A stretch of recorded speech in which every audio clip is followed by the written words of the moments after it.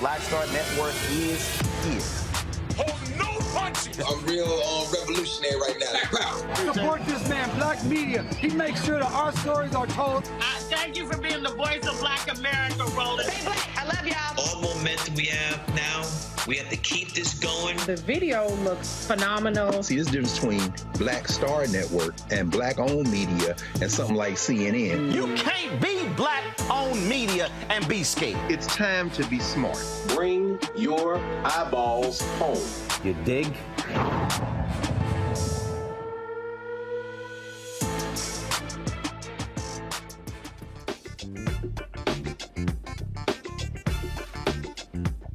This is Attorney Robert Patillo sitting in for Roland Martin on Roland Martin Unfiltered, streaming live on the Black Star Network. Roland is getting back to the studio. He will be with us tomorrow, but here's what we have coming up tonight.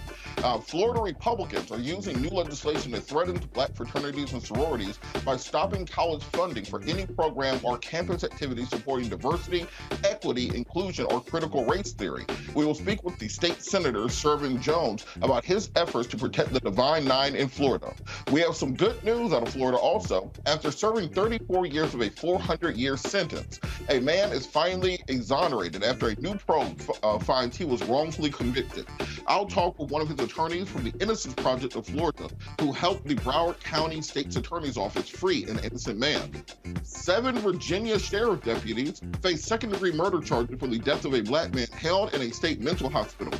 We will tell you the emerging details of the harrowing trend in state mental hospitals. It's been a tumultuous day for the banking industry. We will speak with the president and CEO of the National Bankers Association about how the Silicon Valley Bank and the Signature Bank collapse could impact minority-owned banks. Finally, reading is an essential part of life, and one group has created a web-based reading support program to increase reading levels in children of all ages. We will speak with the creator of Reading Revolution Online about how they help children build reading skills and confidence using cultural identity development. It's time to bring the funk on Roland Martin Unfiltered, streaming live on the Black Star Network. He's got it. Whatever the miss, he's on it. Whatever it is, he's got truth, the fact, the fine. And when it breaks, he's right on time. And it's rolling. Best believe he's knowing. Putting it down from sports to news to politics. With entertainment just for kicks, he's rolling. It's Uncle Roro, y'all. It's Roland Martin, yeah. Rolling with Roland now. He's funk, he's fresh, he's real, the best, you know he's Roland Martin now.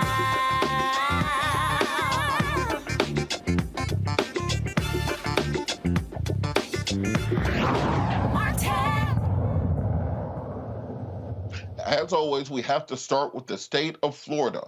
As we talked about last night, the state of Florida has House Bill 999 and Senate Bill 266, which are directly aimed at higher education. The bills seek to eliminate all forms of diversity, equity, and inclusion programs from state colleges. It's funny how they used to, at least lie about what they were trying to do. Now they just tell you up front, we are going after diversity, equity, and inclusion. So sometimes I appreciate their candor.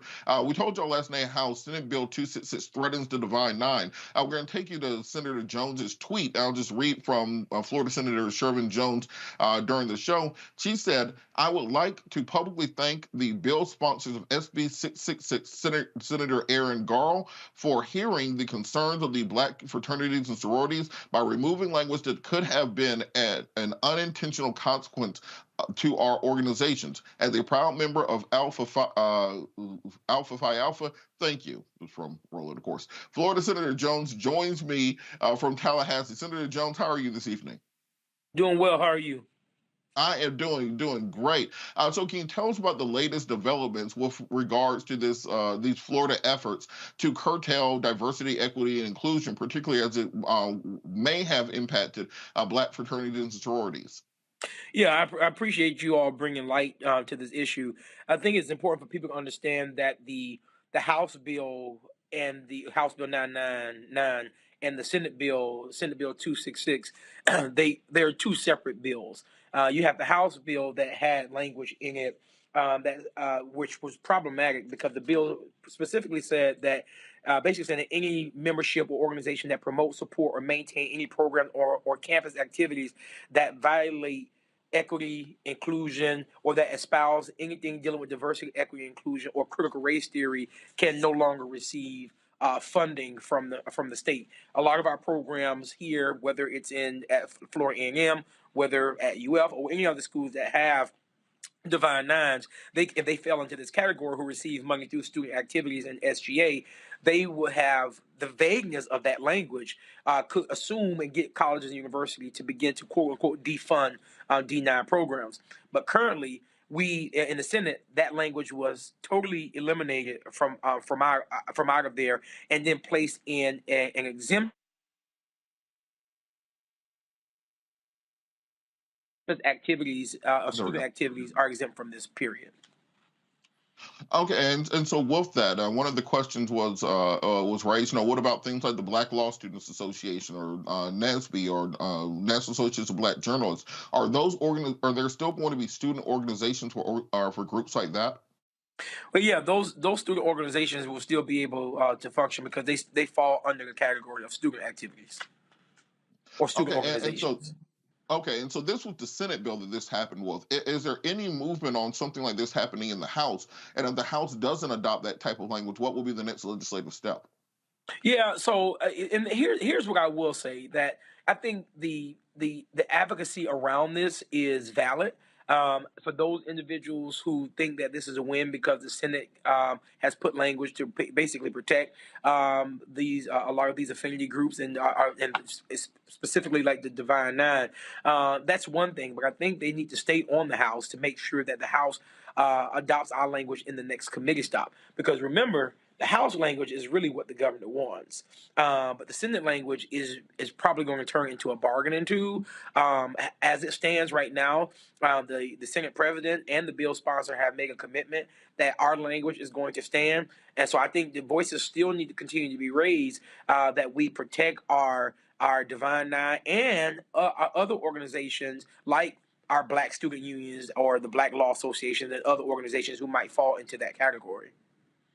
But for the public, can you kind of talk a little bit about why it's important to protect these types of programs? Because I'm sure somebody or opponents of the change of this language may be listening and saying, "Well, why should we have a special group that cuts people out? Shouldn't we just have all the students together? Shouldn't everything just be all the engineers, all the journalists, all the whatever the groups are? Why separate them out?" Well, when we talk about not just diversity, equity, and inclusion, but when we talk about communities, I'm not going to talk about groups, communities. Individuals can be a part of whatever community they want to be a part of, especially within our college and university campuses. But why are these programs important?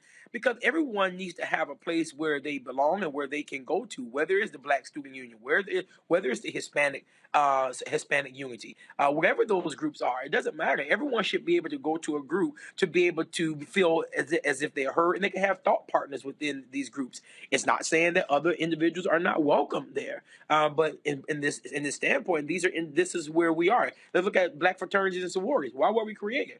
Well, we were created as groups back during a time to when we weren't welcome in other groups, and because we weren't welcome in those other groups, we found ways how to empower our own, to advocate for our own, to educate our own, and that's still important to this day. Although we have probably moved on, quote unquote, in society, these groups are still necessary and needed because these are areas where we continue to move our agenda as a community. Now, Governor DeSantis has made kind of the backbone of his potential 2024 presidential campaign that Florida is the state where, quote unquote, woke goes to die. Will Governor DeSantis sign a bill with the type of compromise language in it, or will it be sent back to be reinserted? Say that. I can understand the last part of your question. Sorry, with Governor DeSantis basically saying this is where woke goes to die, would he even sign a bill with this type of compromise language in it? Well, I mean, I can tell you this: the Republicans, they're not going to want to be embarrassed, so that will probably be worked out prior to it even making it to the governor's desk. I can guarantee you that someone from the governor's office are already talking to the fourth floor on whether or not they do or don't want this.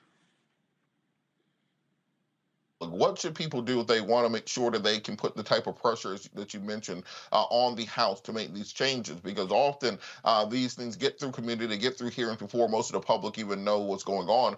What can be done to bring the proper amount of tension and pressure to the House side to make the proper changes?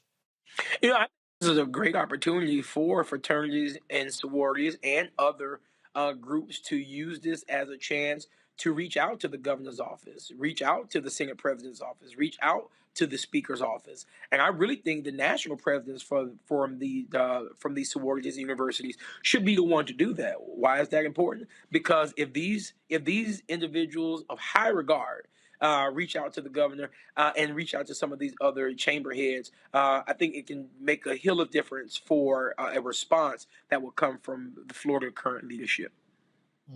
And just finally, with this concerted attack on diversity, equity, and inclusion in the state of Florida, what can be done to protect those programs that do exist for things such as bringing in more African American students to higher education, making sure we have programs that are specifying Black history, they're specifying Black thought on this kind of macro issue of Florida going after diversity, equity, and inclusion? What can be done to fight back against that larger effect? You know, currently now in the legislature, we don't have any leverage in the House, nor do we have leverage in the Senate. So the first part of your question, I'll say that we need to be working now in ensuring that what we are seeing, that we do something about by electing those people who are reasonably minded when it comes to these type of issues. We also want to point out that everyone has to realize where this conversation came from. And briefly, I'll tell you, we saw since 2018, after the death of George Floyd, this whole uprising of the elimination of DEI, which started with Donald Trump, because there was a Pew poll that was done and showed that over 61% of white men and women saw the word white privilege over and over again during that time. And individuals started implementing DEIs within corporations, within schools, and everything else. They didn't like that. And because they didn't like that, we are now, and we saw this whole uptick of removing DEI from federal programs, removing DEI from states, and that's where this continuation is happening. This is a power grab. This is nothing but a power grab. It has always been a power grab, and we will continue to see this until we, as a people across this country, stand up to let this know the DEI is not the boogeyman. Y'all are. Well, you know, Florida has always been the canary in the coal mine. So if things are happening in Florida, you best believe they're going to continue in the rest of the country. Thank you so much, Senator Jones, for joining us. Please keep us updated on any legislative developments there. Appreciate it. Thanks. We'll be back after the break. You're watching Roland Martin Unfiltered, streaming live on the Black Star Network. A lot of these corporations or people that are running stuff push black people if they're doing a certain thing. What that does is it creates a butterfly effect of any young kid who, you know, wants to leave any situation they're in, and the only people they see are people that are doing this. So I gotta be a gangster, I gotta shoot, I gotta sell, I gotta do this in order to do it. And it just becomes a cycle. But when someone comes around and is making we don't do, you know, they don't want to push it or put money into it. So that's definitely something I'm trying to fix too, is just show there's other avenues. You don't gotta be a rapper, you don't gotta be a ball player, you can be a country singer, you can be an opera singer, you can be a damn whatever, you know? Showing the different avenues, and that is possible, and it's hard for people to realize it's possible until someone does it.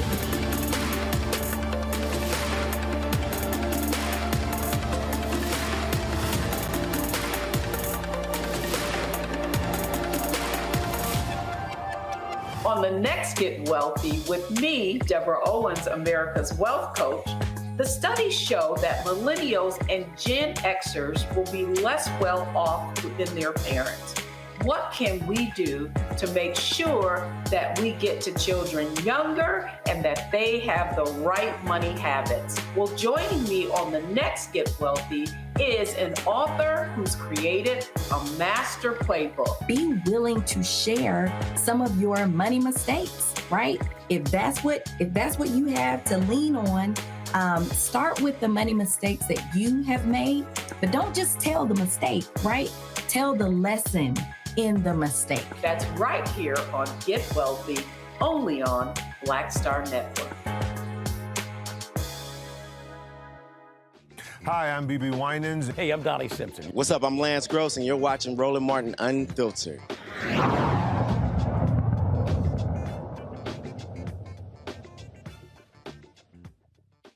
Welcome back. Of course, another Florida story. Another Florida bill has Republican lawmakers pushing for legislation to exempt the Confederate flag from a broad proposal to ban most flags from being flown outside of state government buildings in Florida. So what this is they want to ban the flying of Black Lives Matter flags, for example, or pride flags outside of governmental buildings. So they are passing laws that restrict the number and types of flags that can be flown. But now Florida Republicans want to make sure that if it's a Confederate flag, it gets to be flown right along with the other official flags.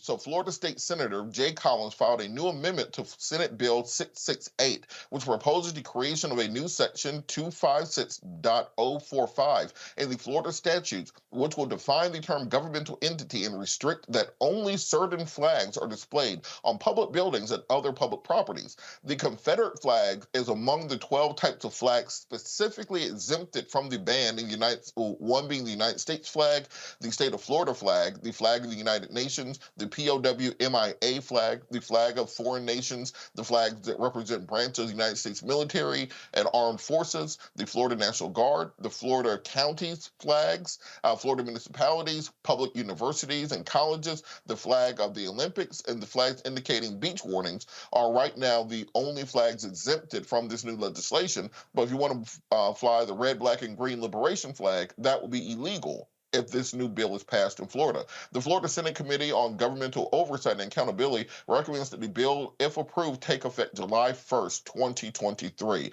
We got to talk about this. Joining me now is our panel. We have A. Scott Bolden, former chair of the National Bar Association, Rebecca Carruthers, vice president of the Fair Election Centers, and Joe Richardson, civil rights attorney, to discuss all things Florida. So, Scott, I wanted to start with you, specifically on this bill, the diversity, equity, and inclusion ban in the state of Florida. What is with this Republican sudden attack? Basically being honest about they're saying the quiet part out loud now, that we are going after and trying to stop diversity, equity, and inclusion. Even if we can carve out something for the Divine Nine and affinity groups, they're going after the meat of the subject of college admissions and scholarships, etc. Why are they saying the quiet part out loud now? What can we do to stop it? Because Governor DeSantis was just reelected by 20 points, and they feel empowered. The messaging on this coming out of Florida is just really incredible. It really is. They don't want to say the word gay. They don't want to use diversity and inclusion or list it. They must not want to implement it. And so as a result, you know, the messaging out of Florida is that we have a race-neutral society, and we are going to practice race neutrality. And as a result, if we say it enough and we live it enough, then that could be the case 20 plus years outside of 2043, when Black and brown people will be the majority in this country we call America. It's a very dangerous rhetoric because it empowers white nationalists and white racists. It empowers white oppression and white violence against people of color and the Jewish faith. And so I'm deeply concerned about it. 1 of 50 doesn't sound a lot, but as you say, this is going to spread to Texas and other more conservative red states. And then you're going to have a higher level of this civil war that we think, many of us think, we're in right now. We're battling ideas now, but the closer we get to 2043, we may be battling each other, literally, physically, and violently. Rebecca, on that same note, it seems that this should be one of the #1 things percolating through Black media, Black social media, fighting back on this, because just as we saw with Stand Your Ground laws back in 2006, you start with a state like Florida, then next you know the whole country has the law before you can even fight back against it. We saw this with abortion laws, the 6-week heartbeat bills. You start in a state like Florida or Georgia, then it metastasizes across the country. What do we need to do to get in front of this type of legislation? Because they are telling you exactly what they want to do: destroy 50 years of progress in diversity, equity, and inclusion in society that has seen Black folks and other people of color catapulting over poor white people. They're trying to reset that social system.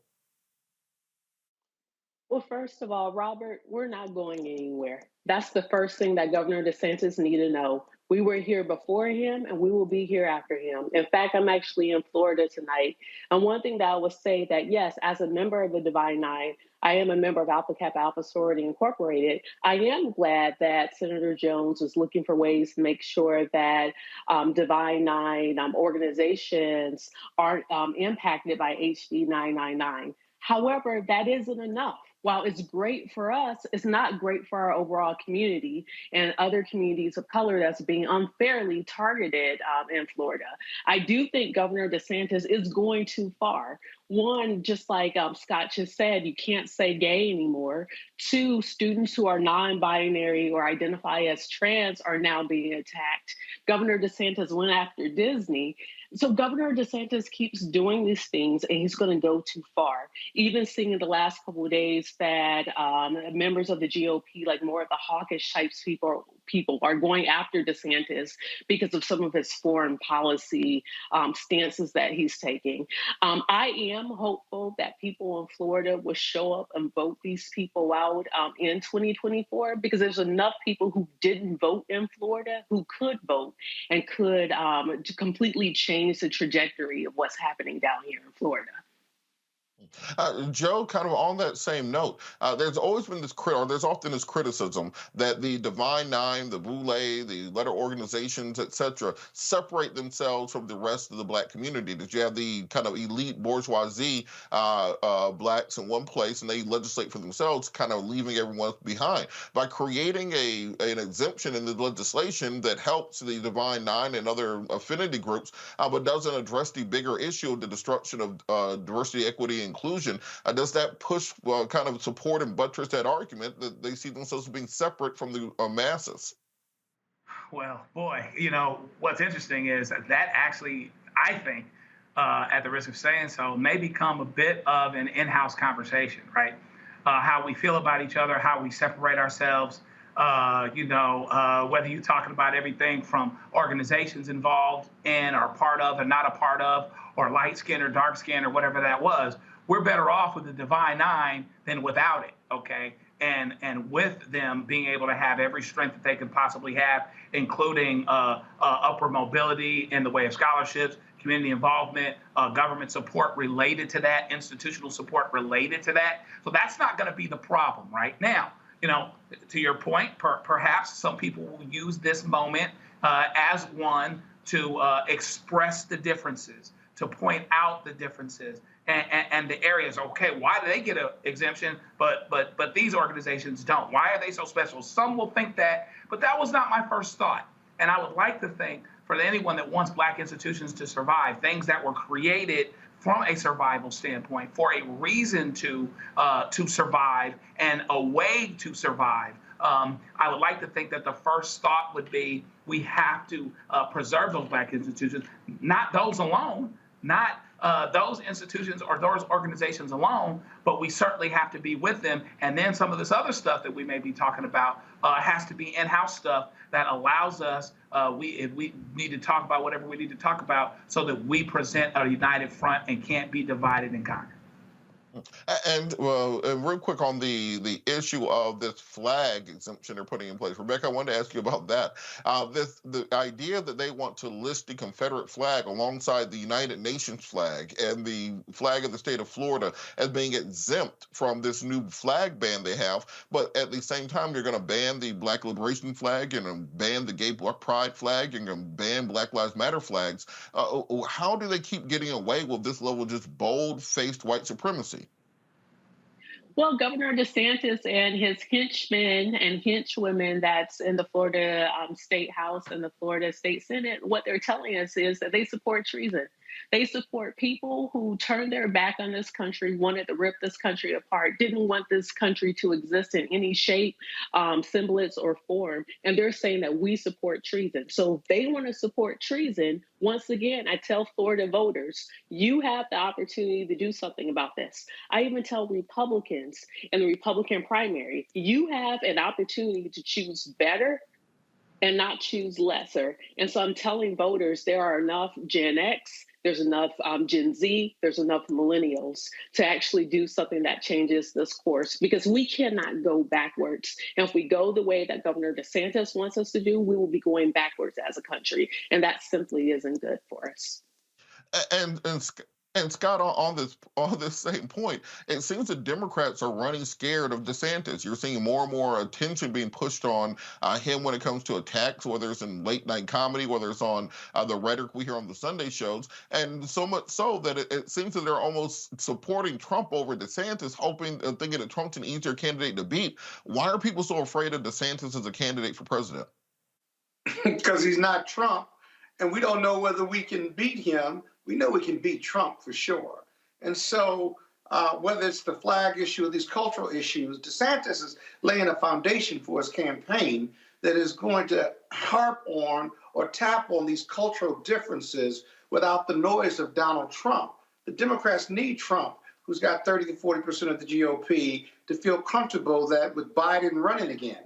No one's convinced that Biden can beat anyone but Trump, and that's the cards that are being played right now. And so, the culture war with regard to the Confederate flag, I must tell you, they lost that war, that civil war, and yet we continue to promote them as the rebel part of the country. But who celebrates a loser?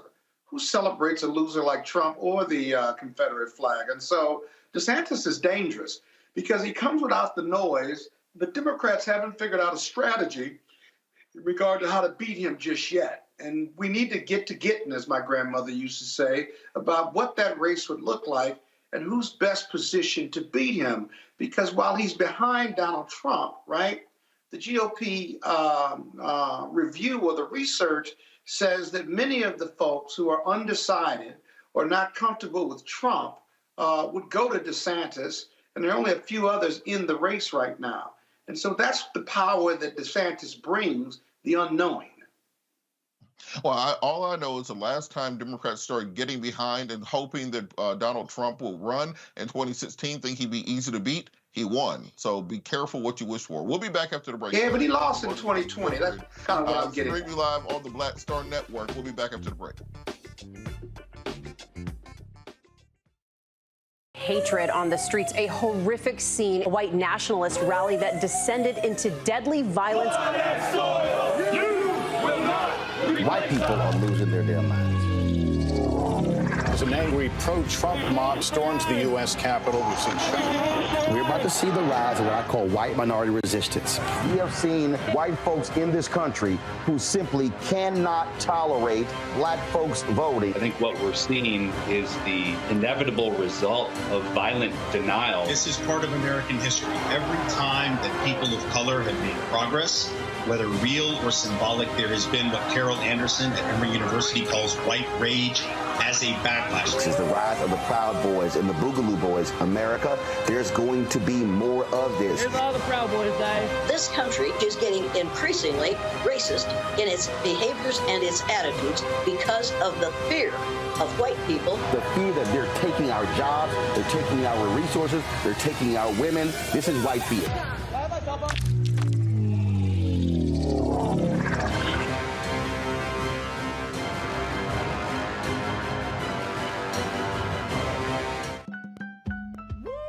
We're all impacted by the culture, whether we know it or not. From politics to music and entertainment, it's a huge part of our lives, and we're going to talk about it every day right here on The Culture with me, Faraji Muhammad, only on the Black Star Network.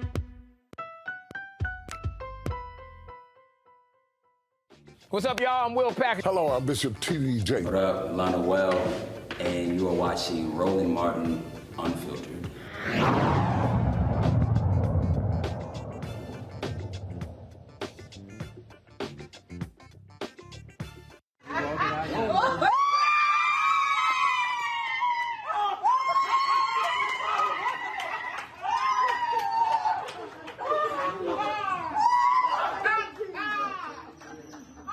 That's Sidney Holmes greeting his family after Florida judge exonerated him from his 400-year sentence for a 1988 armed robbery conviction. After a 2.5-year investigation with the help from the Innocence Project of Florida, evidence proved Sidney did not commit the crime that he had already served 34 years in prison for. Sidney says, despite it all, he has no hate in his heart. Joining me from Tallahassee, Florida, is Seth Millers, one of the attorneys for the Innocence Project of Florida, who helped Sidney gain his freedom. Attorney Miller, how are you doing this evening? I'm doing great. How are you? I am great. Can you talk a little bit about this case in particular and what evidence it was to help to exonerate Mr. Miller? Or Mr. Holmes, rather, sorry. No, it's okay. For Mr. Holmes, his case rested solely on an eyewitness misidentification. And when we look at these cases, we're trying to figure out how does someone get in a lineup. And the most interesting thing is, this maybe is the strangest case I've ever seen about how someone got in a lineup and was therefore misidentified. Mr. Holmes was at a family barbecue for Father's Day, the day of the crime, all day long with his family, at the same time that a robbery of two individuals was going on somewhere else at a gas station. And those one of those individuals who was waiting in a car, a getaway car, he left while the other two individuals stole the victim's cars. The brother of the victim, one of the victims, said, when he heard the description of the car, said, "Hey, that sounds like a car that robbed me earlier in the day." They went around looking for a car, didn't find a car. 2 weeks later, the brother finds a car that is a brown Oldsmobile Cutlass, one of the most sold cars at that time, and says, "I think this was the car," gives the tag to law enforcement officers. It hits Sidney Holmes. So there was no police investigation. They put him in a lineup. He was not identified the first time. Put him in a lineup a second time. He's therefore identified. And that's the case. That's the entire case against Sidney Holmes. What we were able to do is we were able to show that that eyewitness identification was unreliable and confirm the alibi. And the state finally agreed that there was no evidence to even try him in the first place and agreed to exonerate him. Wow. Why would something like that take 34 years to be rectified? Because, as you said, there's really no forensics, no kind of things tying him directly to it. What took so long getting this case finally sorted out properly? Well, I think what people don't understand is that the system that we have to, let's say, overturn a conviction is actually designed to preserve wrongful convictions. So unless you figure this out very close in time to when you're convicted and sentenced, and after you've had your first appeal, the system is designed to prevent you from continually challenging your conviction. And so we didn't actually have any real court remedies that we were able to go in ourselves and file. Instead, what we had to do was wait for the innovation of this conviction review unit within the prosecutor's office, a unit designed to look back, like at the Innocence Project we do, look back at wrongful convictions, reinvestigate them, and determine whether they are in need of relief. It was only when that office was created in 2019 by the previous state attorney, continued by the current state attorney, Harold Pryor, in Broward County, that we're able to collaboratively, jointly investigate the case and come to an agreement that justice was denied in this case and the case needed to be rectified. And with that, I know there's probably thousands of other cases like this in every state. I was on the board for the National Association of Criminal Defense Lawyers with Barry Scheck. And when we talk about just the sheer volume of this, what can be done to create more capacity within the legal community to handle these sorts of cases, even if it does require something legislative or even an initiative in the prosecutor's office that you just mentioned? Well, I can tell you that only 5 of the 20 prosecutors' offices in the state that cover our 67 counties have a conviction integrity unit or a conviction review unit. And so, for those that want to have a serious unit that's serious about looking and finding miscarriages of justice, we should have more of these units, because I can tell you that for the places that don't have them, I and my team, organizations like ours and other places, have to fight tooth and nail for years, sometimes 5 years, 10 years, 15 years, just to rectify a case, often over the prosecutor's opposition.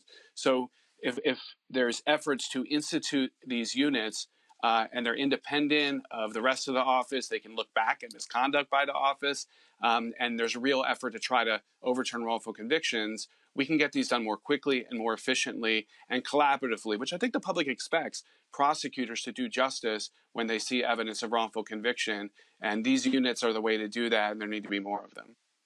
All right, I'm going to bring the panel in. Joe, did you have a question for Attorney Miller? Attorney Miller, great work. Congratulations to you. I am wondering out loud, not dissimilar from what was just being said by Robert, is there potential? I'm really concerned about the potential for the political wins, WINDS, in Florida to filter down to this very, very important work, and perhaps the governor wants to weigh in on it, that it shouldn't be happening. Because the fact of the matter is, it's not very popular. It doesn't get people elected to exonerate people and admit that your system was wrong, sometimes grossly wrong, and for a very long time. But how safe do we feel in believing that the current state's attorney and that there's enough of an imprint with what's going on and how important it is that it will continue to be a priority and grow and not be a political casualty? It's a great question. Many of your listeners might know that the state attorney, Andrew Warren, in Hillsborough County in Tampa, was removed by the governor this past summer for reasons that didn't have to do with his looking backwards work to rectify wrongful convictions, but did have to do with the governor's disagreement with him, basically about political beliefs and approaches. And we have the governor's unique powers in Florida to do that. So it's our hope that that won't filter down. What I can tell you is that my experience of doing this for almost 2 decades is that whether the prosecutor is one that fashions him or herself as a forward-thinking progressive prosecutor or a tough-on-crime prosecutor, when we have been able to rectify wrongful convictions with agreements of all different kinds of prosecutors, the smartest prosecutors recognize that they can own and take credit for this work because it is politically viable, because it is politically popular. These are the biggest news stories in the country when they happen. And when prosecutors can realize they can take ownership of that, it oftentimes redounds to their benefit. And that's kind of what we've been trying to talk about to folks, that this is good policy. And in many cases, good policy makes good politics. Scott, did you have a question for Attorney Miller? Yeah, Attorney Miller, A. Scott Bolden, just excellent work. Having represented Jimmy Gardner out of West Virginia, who was wrongfully incarcerated for 27 years, and I look at your case, your client was incarcerated wrongfully for some 30 years. Two things stick out for me as a lawyer, and wanted you to comment. One was the amount of time each of them were sentenced to. I mean, Jimmy Gardner was sentenced to like 100 years. Your client was sentenced to 400 years. And then secondly, what's remarkable about them having been let out of prison is the faith and hope and resolve they maintained while they were incarcerated. Can you comment on those 2 points based on your experience in representing wrongfully convicted defendants? Well, I'm so proud to hear that you represented Jimmy. I love Jimmy. He's a good friend of mine and a great advocate for preventing wrongful convictions in the future. Look, in this case, Sidney Holmes was sentenced to 400 years, and I think your viewers need to understand that was a compromise sentence. In this case, the prosecutor, because Sidney Holmes wouldn't turn in people that he didn't commit the crime with, he didn't know who committed the crime because he was innocent, the prosecutor asked for 825 years. And the judge thought that was excessive and settled on 400. This is insane. I've never had a case like this before with that kind of sentence. But in a case where he wasn't eligible for an actual life sentence at that time under the current laws, the judge threw the book at him for no other reason than because the prosecutor, stated he should die in prison. He should never get out of jail. These things are abhorrent. Florida has some of the worst sentencing laws, and we're trying again to change our death sentence law to allow for a majority vote of a jury to give someone a death sentence, which is going to increase the likelihood of innocent individuals, wrongfully convicted individuals getting executed. So we're going in the wrong direction in that way. Now, as for these people, it's so surprising. They're so resilient. I can tell you that Sidney Holmes has an unbelievable family, and it's his family that is with him. His faith has been with him all these years, and I think it's what's going to serve him well as he tries to navigate the path to transition back into free society. He's overwhelmed now, but he's hopeful, and it doesn't really have bitterness in his heart. I will say, if he had bitterness, if he was angry, it would be reasonable, and we'd grant him that grace. But he's someone who's looking forward, and we're going to help him reintegrate back into society to meet all his goals. Rebecca, do you have a question before we go? Attorney Miller, just a couple quick questions. In your estimation, how many wrongful convictions do we have now? Is it 1 out of 10? Is it 2 out of 10? Is it less than that, more than that? And second, how do you all pick and choose and decide or evaluate which cases you're going to pursue? Both great questions. Thanks. There's been a lot of studies. Pew Research has done a study that suggests there's up to 4 or 5% of individuals in prison who are wrongfully convicted. You can imagine even more people who are charged with very minor crimes that they didn't commit, but just enter pleas that never even go to prison because they have to get home to their families, don't want to lose custody of their children, don't want to lose their homes, these types of things. So that's probably a low estimate of the number of people who are wrongfully convicted annually in Florida, the United States. I'm sorry, I forgot your second question. Can you repeat it? How does the Innocence Project pick and choose or determine which cases that they're going to pursue? Yeah, so it's a very difficult thing to do. We have hundreds of people who write us each year, and really what we're trying to do is identify issues and cases that we know cause wrongful convictions and use the existence or the presence of those causes as a way to filter cases to cases we can't put resources in to investigate and ones that we do. And then what we're doing is looking for evidence that wasn't available to the jury the first time around that tends to demonstrate innocence that then we can bring forward to the courts through legal claims or to conviction review unit to reinvestigate collaboratively and try to resolve the case without litigation. But it's very, very difficult to figure it out. And we sometimes get it wrong. And when we get it right, we get situations like Sidney Holmes where we're able to rectify a case after 34 years. And Attorney Miller, most people probably would think, well, after 34 years in custody, he's going to probably get, tens of millions of dollars from the system. Can you talk about what the actual reimbursement is and how it works in Florida? It's a great question because that doesn't happen, and I think most people think it should. In Florida, we have a law that allows for $50,000 a year for each year of wrongful incarceration, capped at $2 million. It's been like that since 2008. Not adjusted for inflation, hasn't been raised in that time. We've fallen behind many states, including Texas and Indiana, who provide much more generous compensation packages. The real problem is that it has exclusions that make it be that most people can't get compensated, including Sidney Holmes, because it has an exclusion for if you have committed and have been convicted of a prior felony conviction, unrelated crime. And so right now we have a bill going through the legislature. We've been trying since 2008 to fix this. And it looks like this year might be the year that would pull that clean hands provision out. And it's going to lead to many, many people who were equally innocent, but for years ineligible to be compensated and finally get that in money, the financial support that they need to find financial stability and overall stability. So we're hoping that our advocacy this year will be able to get that done. Well, please keep us updated. We want to advocate on behalf of that. This whole show's been about Florida thus far.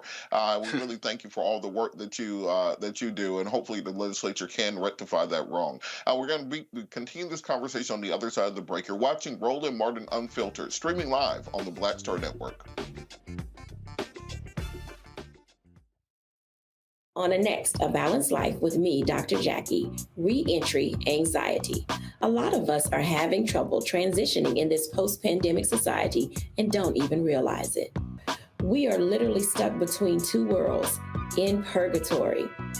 How to get out of purgatory and regain your footing and balance. What emotions they're feeling and being able to label them, because as soon as you label an emotion, it's easier to self-regulate. It's easier to manage that emotion. The next, A Balanced Life on Black Star Network. Coming up on the next Black Table, a conversation with Professor Howard W. French on his new book, Born in Blackness, covering 600 years of global African history and helping us understand how the world we know today is a gift from Black people. There could have been no West without Africa and Africa. That's on the next Black Table with me, Greg Carr, only on the Black Star Network. Black Star Network is here. Oh, no punches! I'm real revolutionary right now. Thank you for being the voice of Black America. All momentum we have now, we have to keep this going. The video looks phenomenal. See, there's a difference between Black Star Network and Black-owned media and something like CNN. You can't be Black-owned media and be scared. It's time to be smart. Bring your eyeballs home. You dig?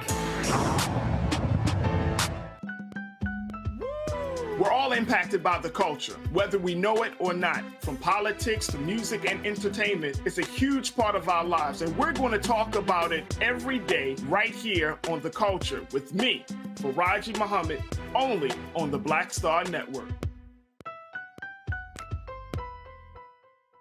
Hey, I'm Deion Cole from Blackish. Hey everybody, this is your man Fred Hammond, and you're watching Roland Martin, my man, Unfiltered.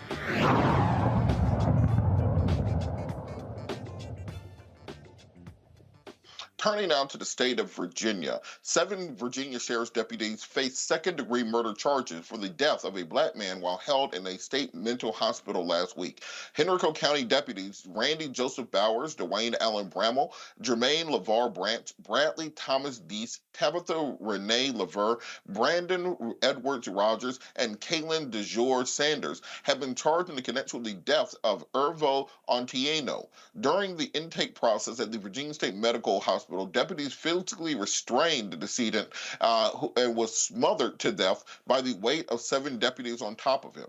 According to the police documents, Irvo was taken to Virginia State Central Hospital after being identified as a possible burglary suspect on March 3rd.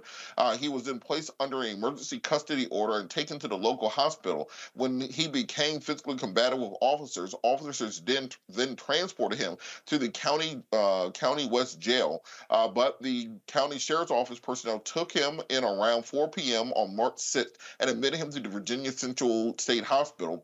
Virginia State Police have obtained a 12-minute long security video, but there is no immediate plan to release the video to the public.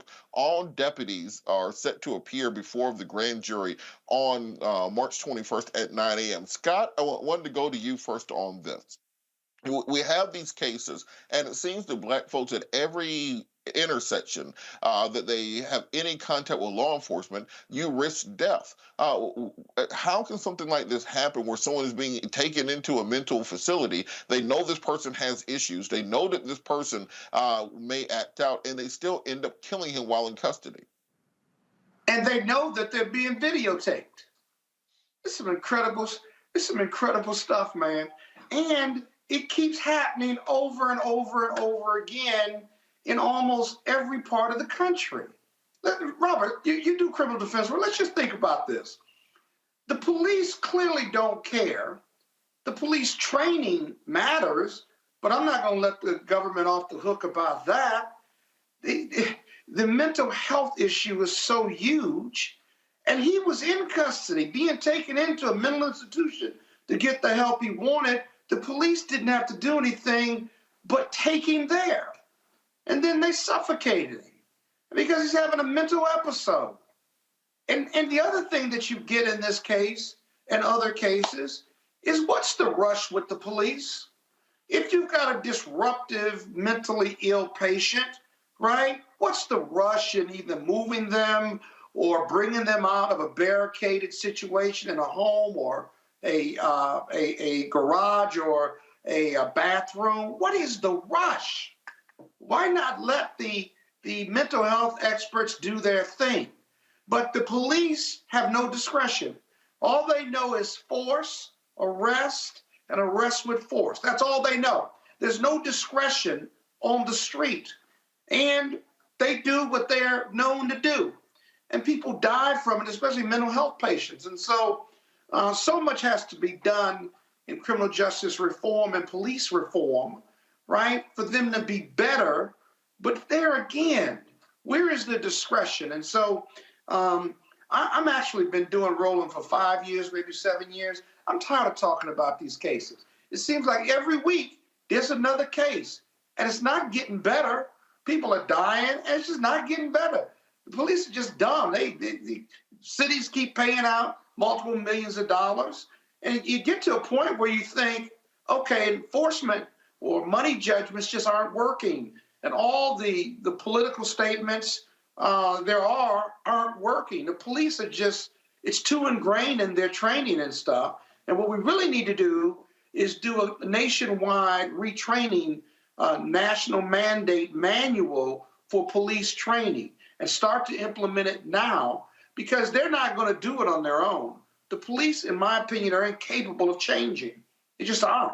So that thin blue line has to be changed to be thicker or thinner, but more importantly, transformative and better. On that same point, Rebecca, I feel like we need to start a hashtag mental health while Black, because it seems that having a mental health episode while also being Black has turned into a death sentence. What can we do to better protect people, particularly Black folks who are going through mental health crises? Robert, I'm pretty sure that's already a hashtag. In fact, just like Scott said, we talked about a similar issue last week when we talked about the young brother in New Jersey, where he was barricaded in his home. He was having a mental health crisis, actually worked with mental health trauma. Folks who worked with him showed up to the scene and tried to talk to law enforcement who were on the scene, and they weren't listened. Instead, I believe he was shot dead.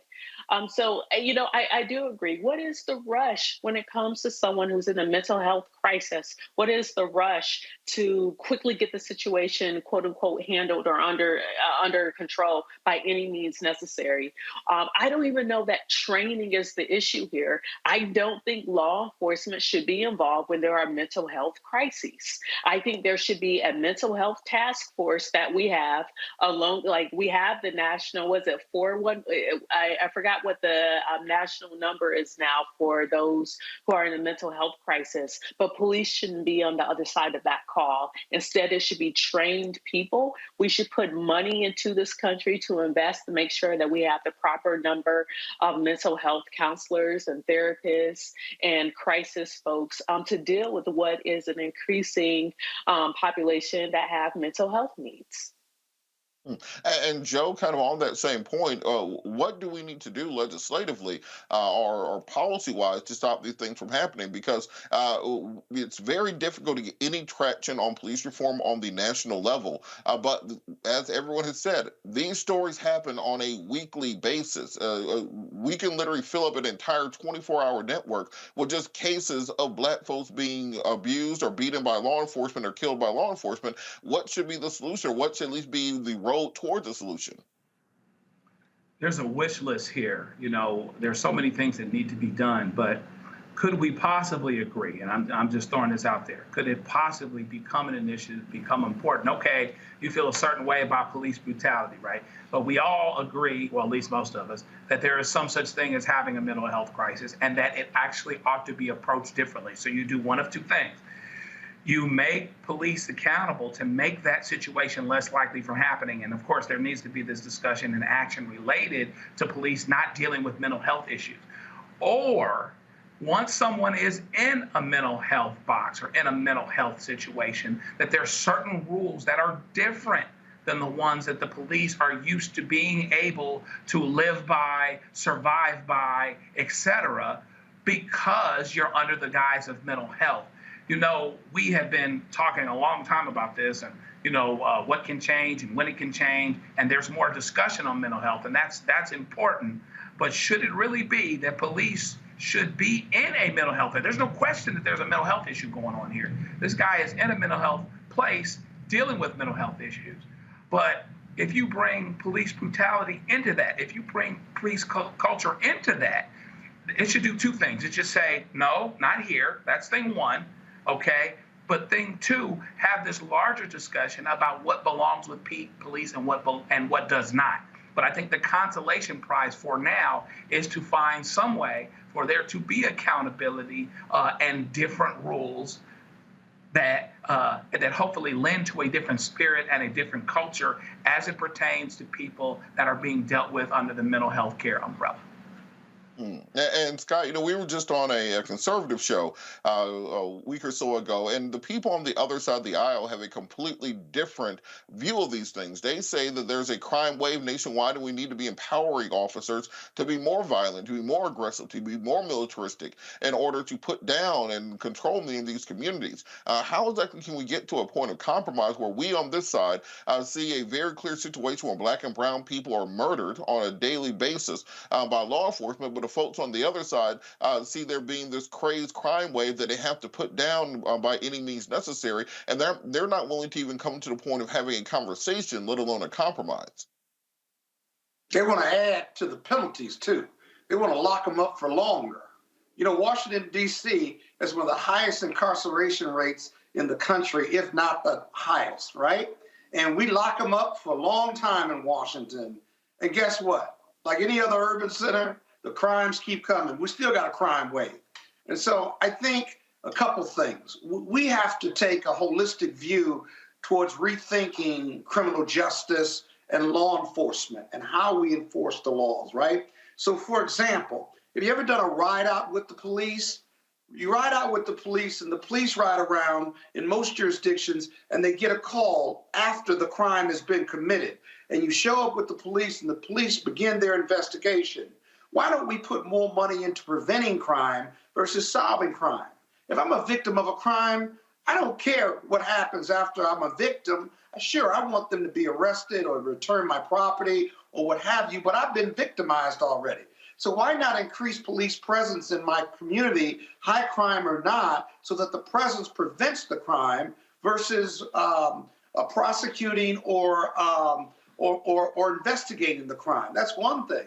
The other thing is looking at a holistic approach to high crime communities and implement with poor communities and rural communities that we're going to require folks to be in school, stay in school, job training, jobs, entrepreneurship, giving them an alternative to gang violence or life of crime.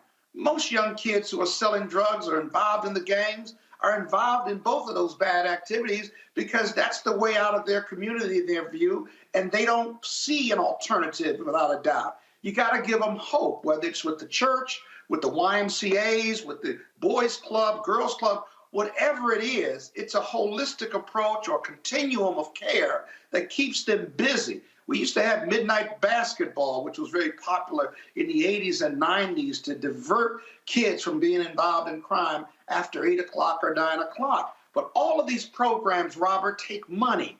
And taking care of poor people or our young people or preventing crime is far more expensive.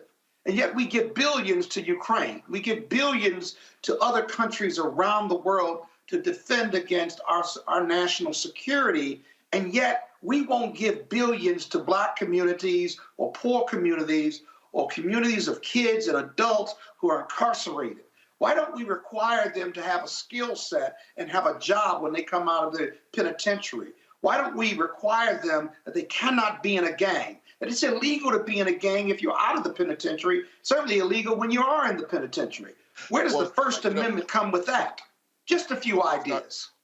Scott, on that point, whenever I have a conversation with some of our conservative friends and they say, well, what about black on black crime? I say, well, what about reparations? If you want to cut black on black crime, check for reparations. It will all sort itself out. We're gonna keep this conversation going on the other side of the break. You're watching Roland Martin Unfiltered, streaming live on the Black Star Network. And make sure you get these streaming numbers up. We gotta get our likes up. We gotta get our shares. We gotta get our subscribes up. Come on, show Roland you're proud. When you talk about blackness and what happens in black culture, we're about covering these things that matter to us, speaking to our issues and concerns. This is a genuine people-powered movement. There's a lot of stuff that we're not getting. You get it, and you spread the word. We wish to plead our own cause. Too long have others spoken for us. We cannot tell our own story if we can't pay for it. This is about covering us. Invest in black-owned media. Your dollars matter.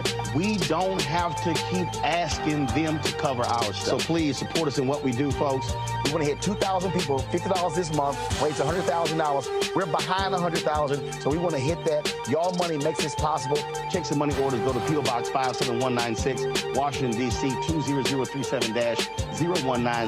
The Cash App is $RM Unfiltered. PayPal is R Martin Unfiltered. Venmo is RM Unfiltered. Zelle is Roland at RolandSMartin.com. We're all impacted by the culture, whether we know it or not. From politics to music and entertainment, it's a huge part of our lives, and we're going to talk about it every day right here on The Culture with me, Faraji Muhammad, only on the Black Star Network. On the next A Balanced Life with me, Dr. Jackie, re-entry anxiety. A lot of us are having trouble transitioning in this post-pandemic society and don't even realize it. We are literally stuck between two worlds, in purgatory. How to get out of purgatory and regain your footing and balance. What emotions they're feeling and being able to label them, because as soon as you label an emotion, it's easier to self-regulate. It's easier to manage that emotion. On the next A Balanced Life on Black Star Network. Hello, everyone. I'm Godfrey, and you're watching Roland Martin Unfiltered. And while he's doing Unfiltered, I'm practicing the wobble.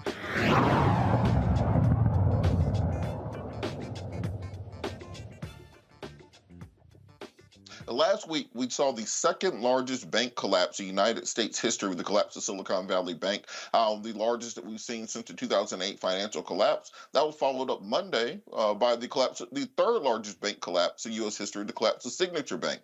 As a result of this kind of run on banks that we've seen recently, we've also seen the collapse of Seagate Bank, as well as markets overseas working hard to try to shore up this process. We saw the UK branch of Silicon Valley Bank be bought by HSBC, as well as the Indian government stepping in to reassure startups there that their deposits would be secured. We've seen reassurances from the federal government. We've seen Janet Yellen, President Biden, reassure people that the banking system is secure. The Fed has announced that they will not be, or many people believe the Fed will not be raising rates in March, despite the last 2 years nearly of continuous rate hikes as a result of this. But despite these, we're still seeing people are very unsure about their money. The Silicon Valley Bank's customers withdrew $42 billion in a single day, and that's what led to them not having the cash flow balance in order to stay operating. Now, could this bank's demise mean more business for minority banks?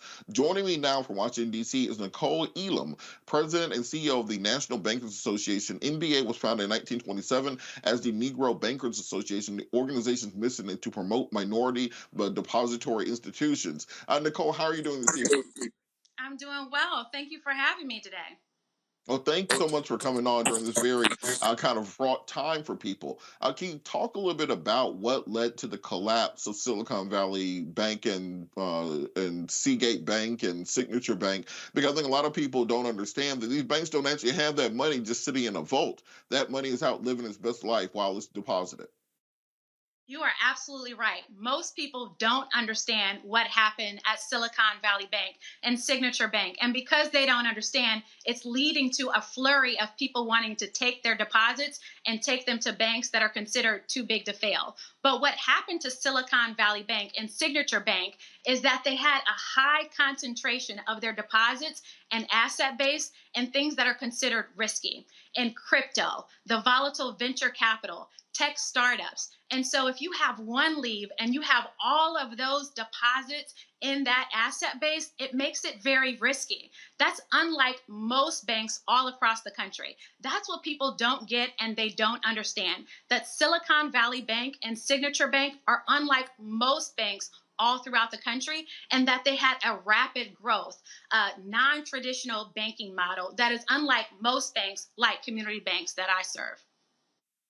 And with that, kind of the animating point of this was a tweet from Peter Thiel, the billionaire that kind of spooked the markets. Can you talk about what caused this bank run on these banks and kind of the current financial fear that we're in?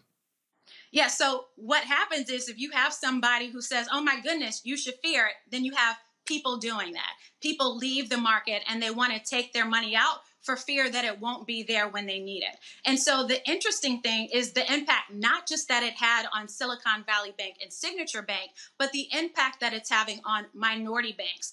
Because most people don't understand that Silicon Valley Bank and Signature Bank were the bank of tech and crypto and venture capital, they don't understand that their money is safe. And so what happens is they lose fear in the entire banking sector. And so we've been spending a lot of time telling customers that your money is safe, that you need to leave it in our banks. 98% of deposits at minority banks are under $250,000, so they're fully FDIC insured, but people don't get it. And so the impact of that is that our customers are now leaving our banks and they are going to banks that the federal government taught them in 2008 are too big to fail. And so you're seeing a deposit flight, and that has ripple effects, not just only on what happened at Signature Bank and Silicon Valley Bank, but on big banks like our traditional smaller minority banks. After the 2008 financial collapse, we did see legislation in Dodd-Frank in 2010 meant to stop some of these risky investment practices that you mentioned earlier. That time was primarily pointed towards the real estate sector, the liar loans, the no money down, no job, no car payment, mortgages that were being given out. But the tech sector figured out kind of ways to circumvent this by giving out large loans to venture capital funds, startups that really had no history or no evidence they would be able to pay these loans back. Then in 2018, we saw the rollback of much of Dodd-Frank under the Trump administration. Even our former Congressman Barney Franks was on the board of Signature Bank that kind of freed up much of this lending prohibitions that were created in 2010.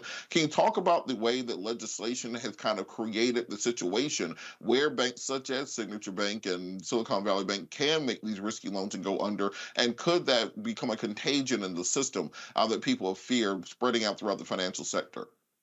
That is a great question. But the interesting thing is that this wasn't a case where you necessarily had loopholes and it was a loophole that led to the crash. The reality of it is that banks have to go through stress tests. And the fact that this is a bank that grew 315% in 2 years and 60% of its assets were in treasuries that everybody else was saying you need to do something different with, that in and of itself should have been something that would have been alarming and should have triggered a stress test. So what tends to happen when you have these type of big major events is that people's first reaction is, oh my gosh, we need new legislation, we need new regulations, and we need to overcorrect. But this isn't a case actually that you need new legislation and regulations. What you actually need to do is implement what was already in place. And on that same note, we're seeing with those long-term treasuries, the big thing that changed was when they made the loans, we were talking about interest rates being 2%. But then after the last 2 years of Chairman Powell, with the nearly monthly seems like raises in interest rates, now we're at over 5%, which makes those long-term treasury notes less valuable. It seems that he's following kind of following the roadmap laid out by Paul Volcker in 1979, 1980, when it came to breaking the back of inflation by raising interest rates. How exactly have those rate hikes impacted small and medium-sized minority banks?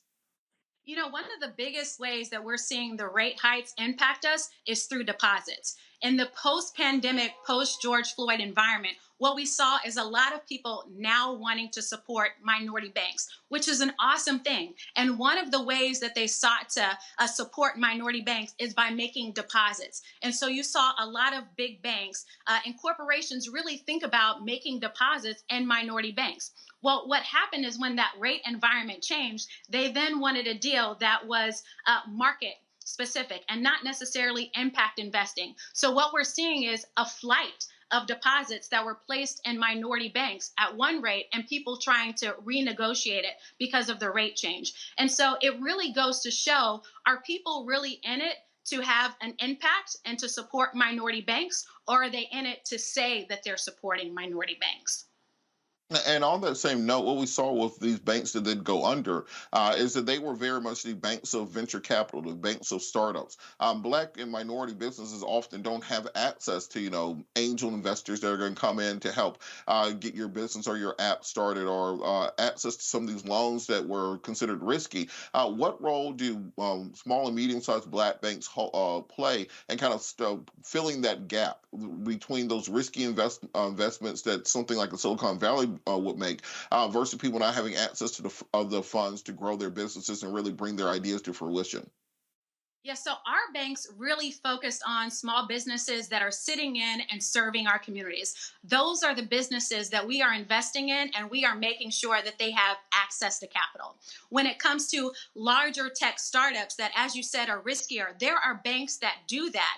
And so what we do is we partner with venture capital companies that are supporting those banks, and we really want to focus on particularly entrepreneurs of color, those tech startups. And so we partner with those venture capital companies to ensure that those small businesses that are in the tech industry have the capital that they need to survive and thrive.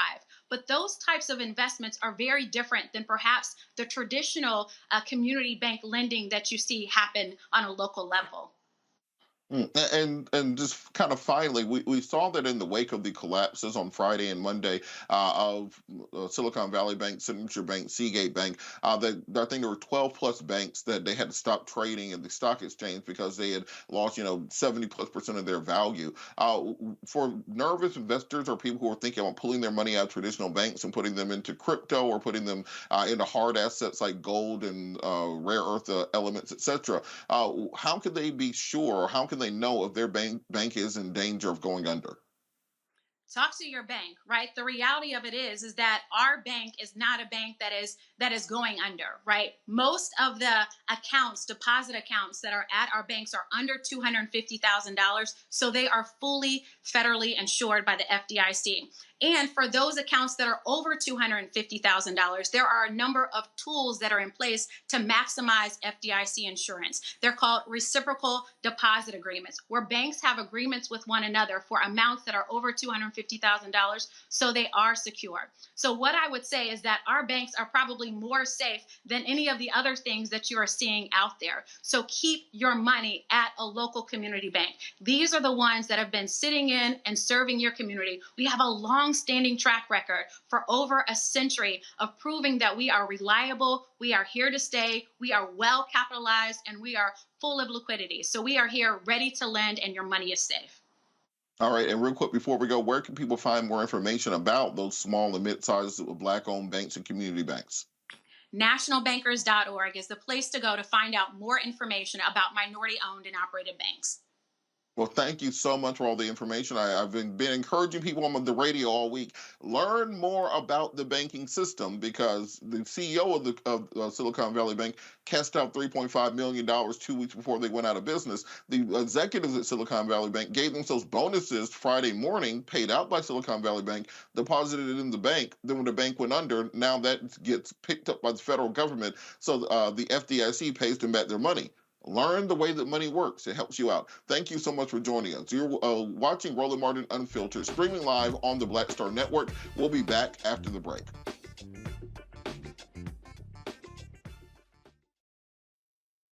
On the next Get Wealthy with me, Deborah Owens, America's Wealth Coach, the studies show that millennials and Gen Xers will be less well off than their parents. What can we do to make sure that we get to children younger and that they have the right money habits? Well, joining me on the next Get Wealthy is an author who's created a master playbook. Be willing to share some of your money mistakes, right? If that's what you have to lean on, start with the money mistakes that you have made, but don't just tell the mistake, right? Tell the lesson in the mistake. That's right here on Get Wealthy, only on Black Star Network.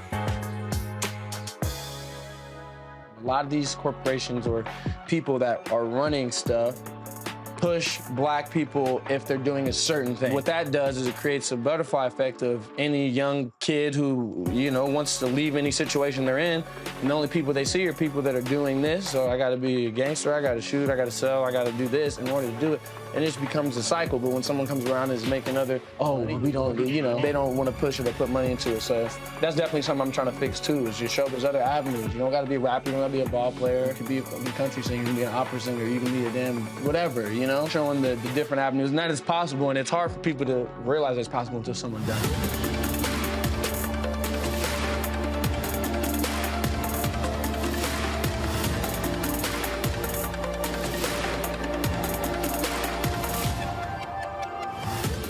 Hi, everybody. This is Jonathan Nelson. Hi, this is Cheryl Lee Ralph, and you are watching Roland Martin, Unfiltered.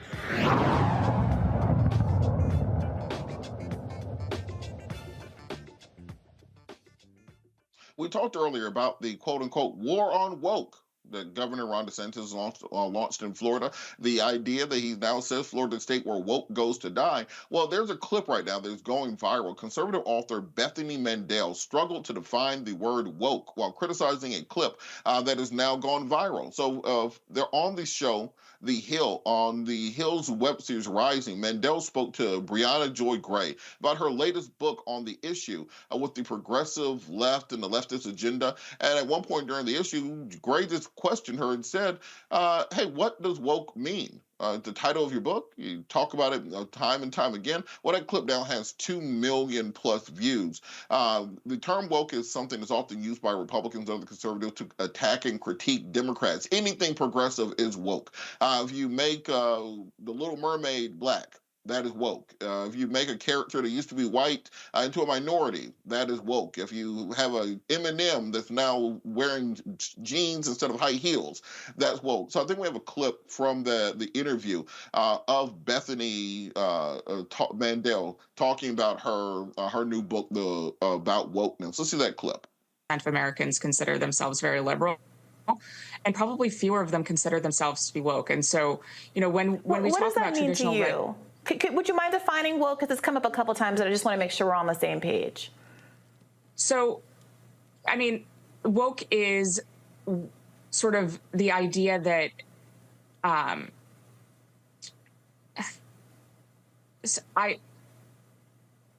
this is going to be one of those moments that goes viral. I mean, woke is something that's very hard to define, and we've spent an entire chapter defining it. It is sort of the understanding that we need to totally reimagine and redo society in order to create hierarchies of oppression. Sorry, it's hard to explain in a 15-second soundbite. Yeah, look, time. So the reason it's hard to explain is because it's a made-up thing. And it's a double made-up thing if you really think about it, because I think particularly in the Black Hebrew Israelite community and Black communities for the past century, we've talked about the Great Awakening, about opening up your third eye to understanding who you really are within the society as a descendant of the African continent. That idea was taken by Black liberals, or by white liberals, and turned into something completely different. And then you start hearing on college campuses in Berkeley and Stanford, and et cetera, about them, quote unquote, becoming woke. And then woke became about feminism. It came about the LGBTQIAPK plus community. And wokeness turned into a conversation about intersex and about feminism, et cetera.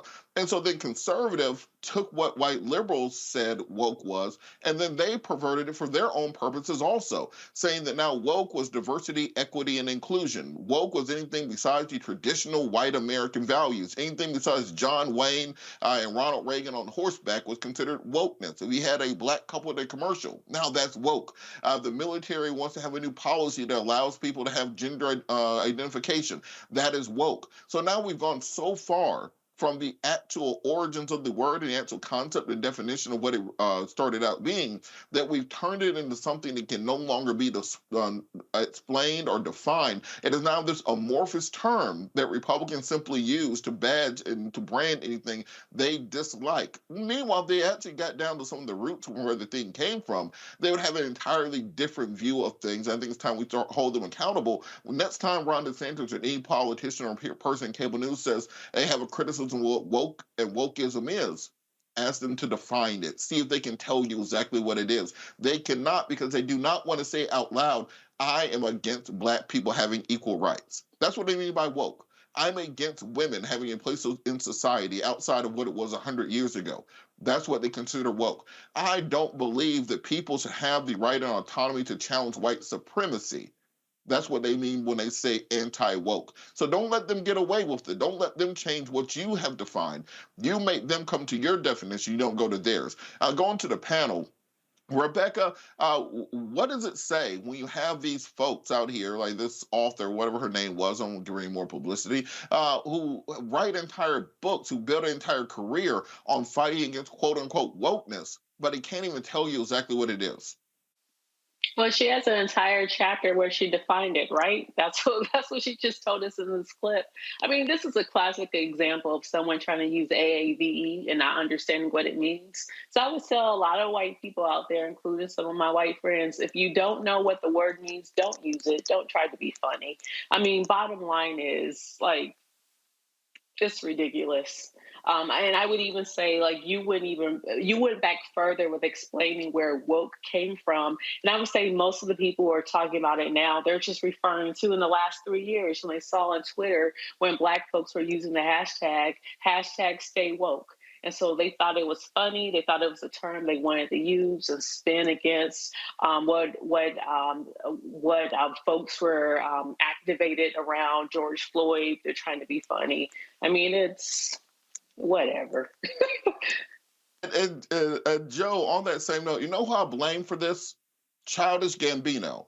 Donald Glover, ATL native just as I am, and when he made that song for the Jordan Peele movie with Daniel Kaluuya, where he said "Stay woke," he made that song. That's when all of a sudden it entered the kind of national lexicon, and then that's when you started getting white liberals who took the word and kind of perverted for their own purposes. Then after that started to become associated with Black Lives Matter, the social justice movements after George Floyd. That's when Republicans just took the word just about the same time they took critical race theory and just discovered that and turned it into the new boogeyman. So how can we reclaim something that we created and have used for generations and now is being double perverted by these groups? There's so many things that are actually in this category, Robert. If you go to Merriam-Webster's, I actually don't mind the definition. I love that you give us the full history of it, but the definition in Merriam-Webster's is aware of and actively attentive to important societal facts and issues, including those surrounding racial justice, racial and social justice. If somebody says, stay woke, stay attentive, stay aware of important societal facts, FACTS, and issues, including racial justice, I can live with that. There's a larger story, for sure. There's more to be told, like so many things that are out here. We can go to music, we can go to pyramids, we can go to a whole lot of stuff that started with us and became perverted. So I think thing one is, knowledge is key. We're penalized for what we don't know, so we need to know that history. Robert, I had to make sure my daughter has the whole story. She can give us the Merriam-Webster's just like I can, but going back all the way to the beginning and what that means for us now, we have to take a hold of that and define that. And it's time for another show. You said what you said. Maybe you weren't kidding, or maybe half jokingly, but there's a lot of stuff that gets out here, man, at the top of the radio because of hip hop and hip hop culture, where it's being used for that purpose, but it's not Public Enemy.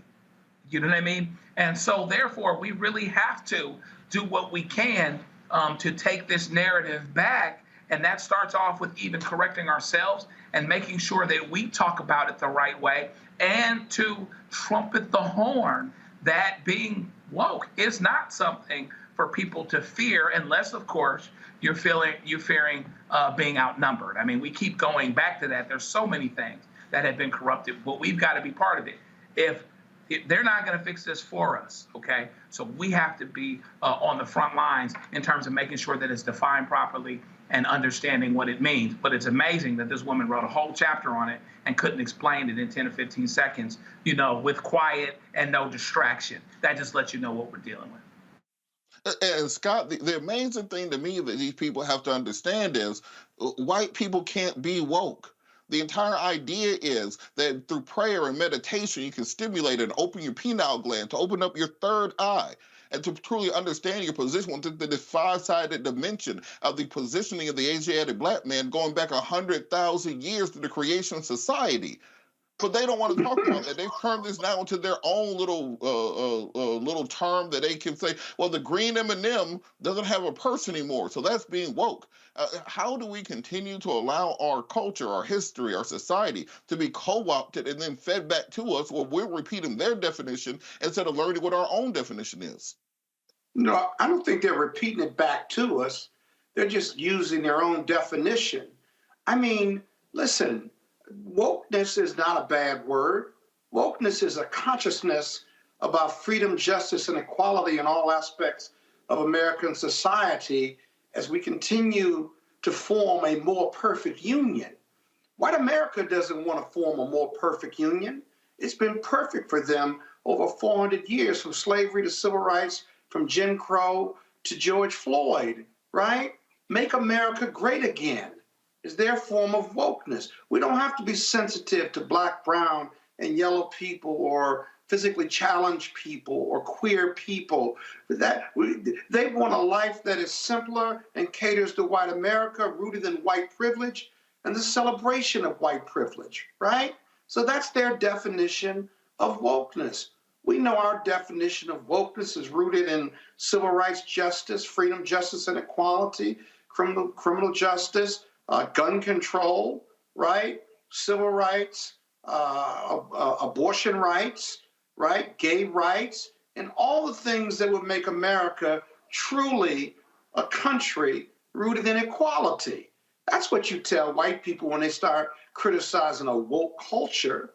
You don't want that freedom, justice, and equality that the Constitution and the preamble promises America. You want it to stay the way it is. And so I don't think they've taken it from us. They've redefined it for their own purpose. So we need to keep our definition. And in these debates with them, we define it. Lastly, my third grade teacher, Sister Ruth, at St. Mary's Sacred Heart Catholic Church in Joliet, Illinois, used to say to me all the time, if you can't say it, you don't know it. So in English class, if I couldn't say it, then I didn't know what I was talking about. And she's absolutely right. This woman wrote a chapter. Maybe she didn't even write it, actually. Maybe she had a mental block. But it's so embarrassing to criticize a woke culture but not be able to define it. Just really, really a bad moment for her. But it shows you the air and the lack of depth and substance on how they have politicized one of our core principles of wokeness. Look, I will just tell these folks who call wokeness in vain, be careful what you wish for. You don't want to really get black folks looking up and learning things, because once you have 10 million Asiatic black men becoming awakening, or having their awakening and becoming truly woke. Ask the French people what happened down in Haiti when the last time that happened. Ask the folks at the Stono Rebellion what happens when black people truly awake and become woke. You might not want to play with things you don't really understand. You're watching Roland Martin Unfiltered, streaming live on the Black Star Network. We can keep this conversation going on the other side of the break. We will be right back. Coming up on the next Black Table, a conversation with Professor Howard W. French on his new book, Born in Blackness, covering 600 years of global African history and helping us understand how the world we know today is a gift from Black people. There could have been no West without Africa and Africa. That's on the next Black Table with me, Greg Carr, only on the Black Star Network.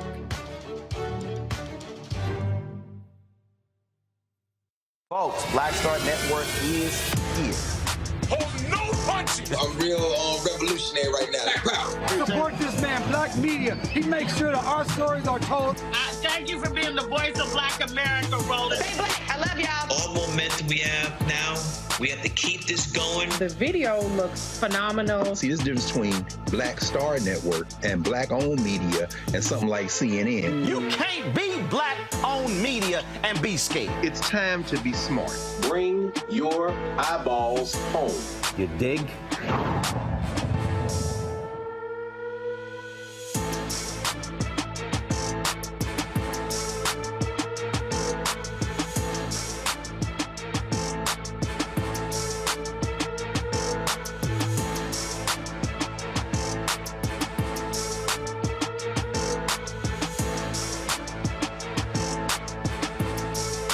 A lot of these corporations or people that are running stuff push black people if they're doing a certain thing. What that does is it creates a butterfly effect of any young kid who, wants to leave any situation they're in, and the only people they see are people that are doing this. So I gotta be a gangster, I gotta shoot, I gotta sell, I gotta do this in order to do it.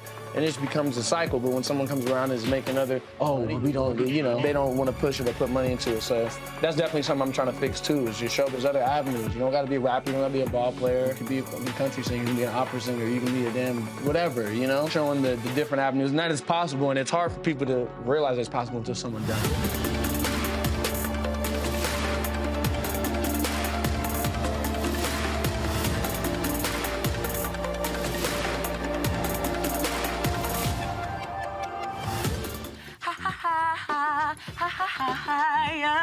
Hey, I'm Antonique Smith. What up, Lana Well, and you are watching Roland Martin Unfiltered.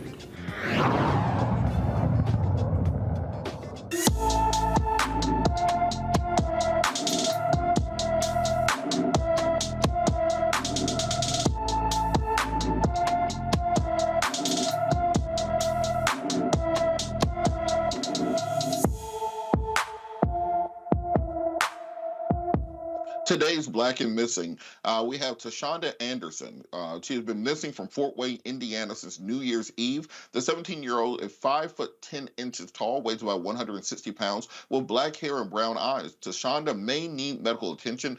Anybody with information about Tashonda Anderson should call the Lake County, Indiana Sheriff's Department at 219-660-0001. Again, that's the Lake County, Indiana Sheriff's Department, 219-660-0001.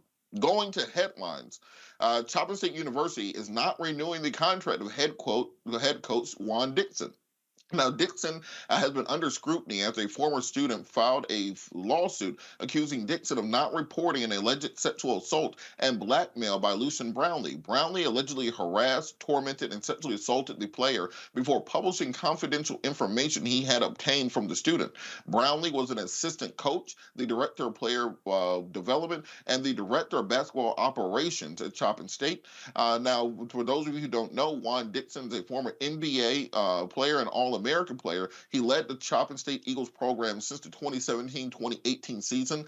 Under his leadership, the program has had a mark of 51 and 139 in six seasons. Following the decision not to renew Dixon's contract, Coppin State Athletic Director Derek Carter made this statement: Coach Dixon has been a valuable member of our community, and we are grateful for his hard work and dedication to our student athletes. He has made significant contribution to the Coppin State men's basketball program. We wish him all the best in his future endeavors. I want to hop to our panel real quick on this. Joe, on this point, do you think that it was the issue with the failure to address the allegations by the student, or was it that 51 and 131 record that kind of cost Coach Dixon his job? Well, I guess the silver lining with Pat Ewing's situation is that it didn't seem to be a scandal other than him not doing a lot of winning. So it makes you wonder out loud, right? What's really going on? Because the fact of the matter is sometimes at some schools, you know, everybody loves a winner. When your coach is winning, they find a way to get around this kind of thing. So it certainly didn't help his cause that they weren't winning games, right? But in any event, this is something you, of course, have to take seriously for sure. And to the extent that there's potential that your coach or that the leader of your program is complicit in all that. I mean, you hope that this type of thing, if it's truly about accountability, if it's truly about keeping a problem from happening, that's the other part too. It's not just that, okay, we're going to let this guy go because we got our hands caught in the cookie jar, so to speak. What you really want to do is have a culture of support where athletes aren't considered first-class citizens and people that might have complaints about them considered second-class citizens, right? Are they dealing with a larger issue? Because if they're not dealing with a larger issue, whether Dixon was part of this or not, then this is bound to happen again, because there's going to be more athletes, there's going to be more students, and there's going to be more situations where there's a power dynamic possibility. But in here, this situation, I don't think there's any question that the fact that he would seem to be a loser did not help him. That shouldn't be the final thing, but I'm hoping that they're dealing with a larger culture. And Rebecca, on that same point, there seems to be a culture in college sports where as long as the coach is winning, they will forgive their players DUIs, domestic violence cases, pretty much any activity. But the minute that you're not bringing those wins home, all of a sudden you have to be held accountable. What can we do to shift this culture in college sports and athletics where they will hold players accountable for activities, or in this case, an assistant coach, for activities they do, particularly against women on campuses? Well, in this particular situation, it wasn't against women on the campus, but Juan Dixon, as the head coach, was at Coppin State for about 6 years. I think 3 years ago, the basketball team was the conference champion. So you're right, they haven't been winning as much lately. But it was also very notable that Juan's wife, Robin Dixon, who comes on the Real Housewives of Potomac, which airs on Bravo, she mentioned publicly using that platform that Juan handled the situation well and with integrity, and handled it the exact same way she would wish a coach would handle it if her sons were in that type of situation. I would have to largely disagree, because it doesn't look like Juan handled that situation to the best of his ability.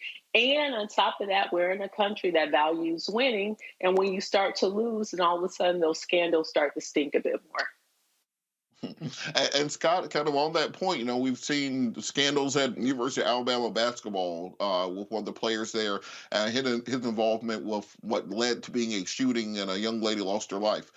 We have the case of UGA with the football player who's going to be a high draft pick who was street racing while drunk with somebody, and it resulted in the loss of life of one of his teammates and another young lady in that case. How can we get out of this place where it seems that we protect and kind of condone this bad behavior instead of really trying to root it out and making sure we're producing not just great athletes, but great young men also? I don't think we're protecting it or burying it.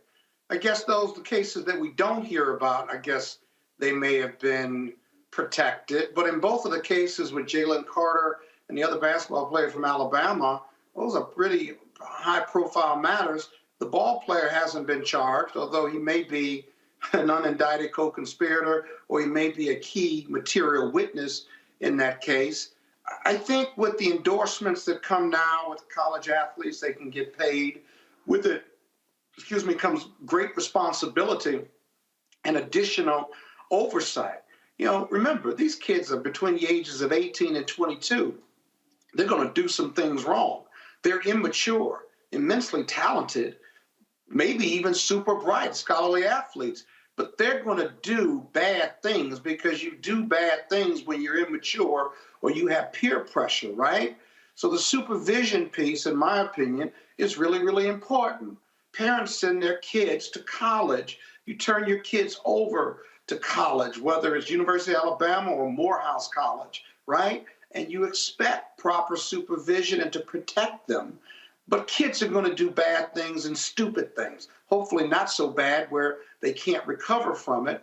But I think it takes school officials, parents, the community, and even alumni, despite the excellence of these student athletes, to put your arms around them, to supervise them, and to lead them in a way that they're going to accept your leadership and choose to do the right thing. Whether they're an athlete or not, you hope you instill the values in these kids, your own kids, right? So that they make the right decision when you're not around.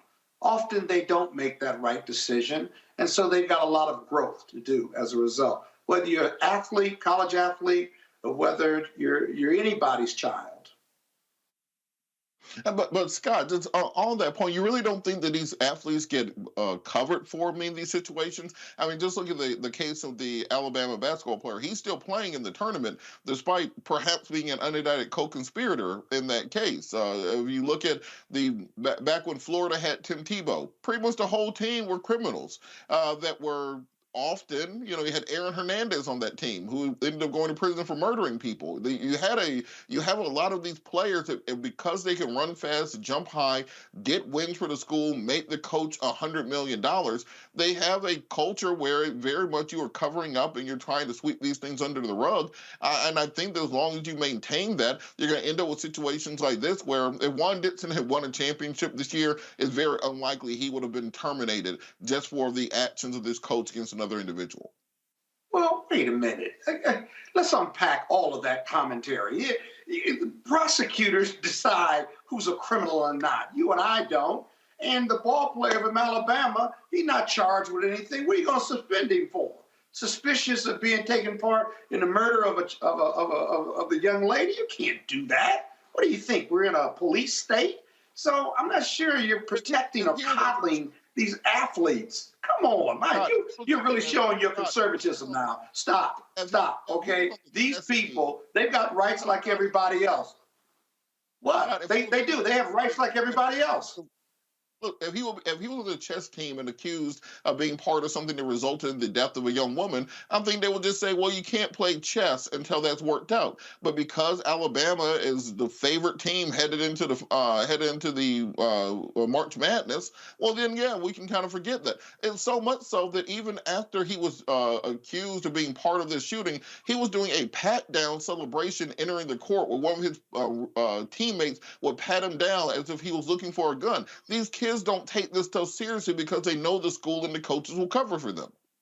Then pass a rule that says they can't play. You can't make up the rules as they go along. That kid hadn't been indicted on anything. And with Juan Dixon, that's an administrative piece that he should have just turned over to the dean of that school and focused on basketball. He may have knowledge. He may even have failed in communicating or reporting, if you will, but that doesn't get you fired. That's a judgment call. What gets you fired is not winning games. And so the whole issue of cuddling or coddling these athletes who engage in bad behavior, I just don't buy it. I think the pressure to win is really important, which is what you're really getting at. And if you turn a blind eye to bad conduct or even illegal conduct, then you're absolutely right. But we never find out about the cover-up until later. These are very public cases you're talking about. And these kids have rights, just like you have a constitutional right to a lawyer and to be innocent until proven guilty. Let's not walk away from those principles because you want to put some performance standard on kids and that the NCAA just goes soft on them because they want to win games and generate revenue. Whether that's true or not, there's no empirical data to support that. And I think you ought to stop saying that. Well, look, let's just have an across the board rule that if you are perhaps indicated in a young woman's death for whatever reason, car racing, bringing, but he hadn't been implicated, go shoot somebody, those sorts of things, then maybe you don't do sports for a semester, or you don't do extracurricular activities for a semester, so you can clear those things up and perhaps help to based on what rule? Other people who have died because someone based died. on That's what rule? Give me the rule. Respect the person who died. Let's not have the person who died, and you're still out here. Give me the rule. Celebrations at the game. Maybe the rule. Give me the rule. Maybe it should. Maybe give me the rule. Because we just assume that people have the type of moral and values that will result in you not having to pass a rule to say that. Because I bet if it was a cheerleader, they probably already have a rule about that. Give me the rule. Didn't the Alabama? Give me the rule. But Robert. Give me the rule. Didn't the Alabama student get suspended at first and then kicked off the team? I thought when this happened in late December that the student was dismissed from the team at first. So wasn't there something that happened? But also, I just want to point out what happened at Coppin State is completely different. Here you had two coaches. And you had a coach who specifically is accused of sexual harassment, sexual assault, and blackmailing a student into doing more exploitive of sexual acts. Once that student had pictures taken of him that was then sent to other team members. That's what the assistant was accused of doing. And so, Scott, do you think in that situation, maybe you should have a rule that you get rid of the coach and maybe the head coach, doesn't do that for a while? I just feel like we're putting in place a system where as long as you win, you get excused from whatever else it is that you do societally. Well, with Coppin State, they weren't winning. And from an HR standpoint, you don't need a new rule. That violates the handbook, if you will. No one should be shaking down and taking pictures and exploiting young people like that. He should have been fired, without a doubt. And if Juan Dixon knew about it and did nothing about it, then Juan Dixon ought to be fired too. You don't need a new rule for that. That's just good HR, employment law, and it's NCAA rules, if you will. You can't exploit anybody as a college student. So I'm trying to understand your complaint because it seems like a lot of conjecture, not based on facts or based on reality. My point is that we should start injecting into our public discourse this common decency and common understanding. And then maybe it's not a good look for the university, it's not a good look for the NCAA to have somebody who's accused of being part of the death of a young woman as one of the faces of college basketball and one of the faces of the tournament going forward, particularly when their parents and her family have to see this on a daily basis, knowing that there was some involvement. Just common decency. Well, if there was a rule that said he couldn't play. We're out of time. We're way over. We'll be back after the break. You're watching Roland Martin Unfiltered, streaming live on the Black Star Network. Hatred on the streets, a horrific scene, a white nationalist rally that descended into deadly violence. White people are losing their damn minds. As an angry pro-Trump mob stormed to the U.S. Capitol. We're about to see the rise of what I call white minority resistance. We have seen white folks in this country who simply cannot tolerate black folks voting. I think what we're seeing is the inevitable result of violent denial. This is part of American history. Every time that people of color have made progress, whether real or symbolic, there has been what Carol Anderson at Emory University calls white rage as a backlash. This is the rise of the Proud Boys and the Boogaloo Boys. America, there's going to be more of this. Here's all the Proud Boys, guys. This country is getting increasingly racist in its behaviors and its attitudes because of the fear of white people. The fear that they're taking our jobs, they're taking our resources, they're taking our women. This is white fear.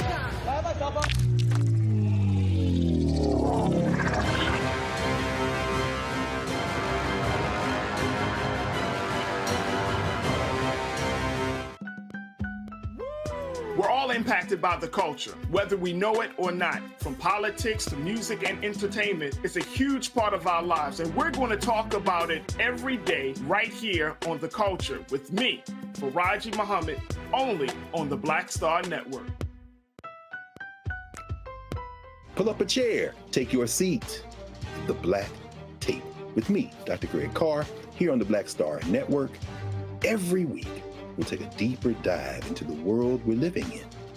Join the conversation only on the Black Star Network. What's going on? This is Tobias Trevelyan. Hey, I'm Amber Stevens-West. Yo, what up, y'all? This is Jay Ellis, and you're watching Roland Martin Unfiltered.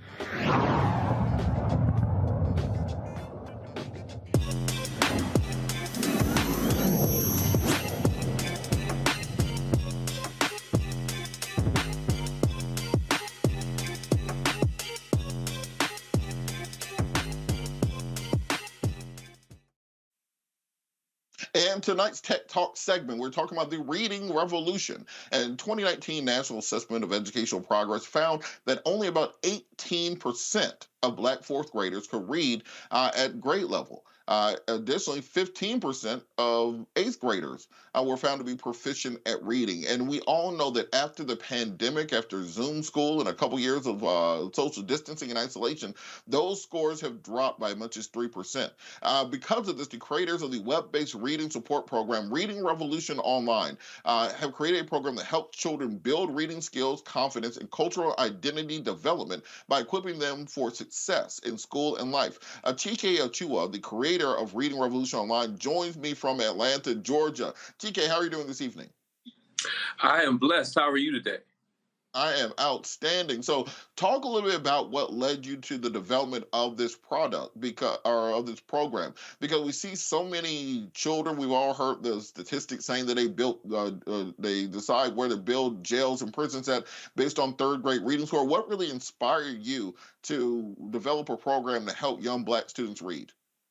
Well, it started when I was a language arts teacher and a reading specialist, when I noticed that, many of our students were not doing well. And in my area as a reading specialist, they sent all the students to me who had not passed the state test in reading. So every day I would write up a brief reading selection about a Black hero or shero, ancient or modern.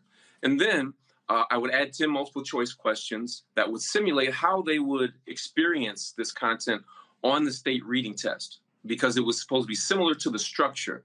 The difference is the content was about our history and about our culture that I knew that they were not getting in their other classes. And so in the process of doing that over time, we began to take that information and then put it into a book called Reading Revolution. That book did very, very well nationally and internationally. But in 2018, we began digitizing the content, and then we recently released Reading Revolution Online. It's an interactive multimodal platform. So for each of the reading selections about a Black hero or shero, ancient or modern, there's also a captioned video.